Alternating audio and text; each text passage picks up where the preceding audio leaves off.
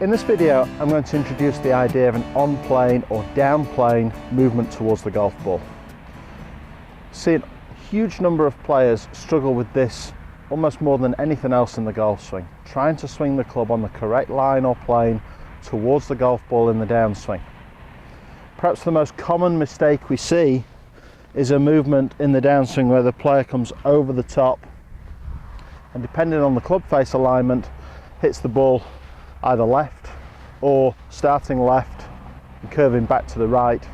The slice is perhaps the most common shot we see amateur players hit. It comes from, in my opinion, like I say, one of the most misunderstood elements of the golf swing, and that is, how do we sequence the movements towards the golf ball, and on what line should the club travel?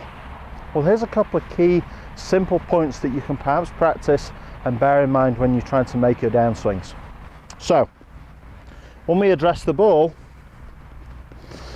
we've already talked about the idea of correct posture, and posture is a key influence on the correct plane, particularly in creating your backswing. But having made your move to the top of the backswing, one of the interesting elements is the idea, particularly talked about in the modern game, that the downswing should be started first with a movement of the body.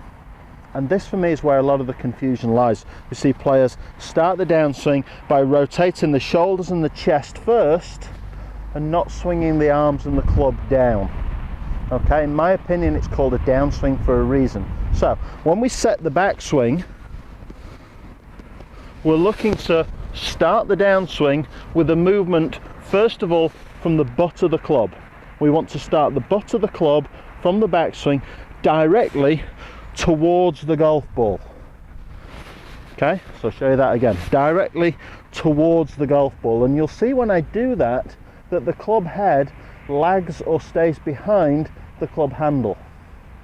Okay, so a good down plane move moves the butt of the club directly towards the ball, and the club shaft and the club head remain slightly underneath that line. This combination of movements guarantees that your swing will not be over the top. Okay, so we address the ball, we set the posture, and we make a move turning slowly to the top of the backswing. And the first movement I want you to feel is with the arms and the butt of the club working down towards the ball. You can see that my shoulders have yet to turn and start rotating through.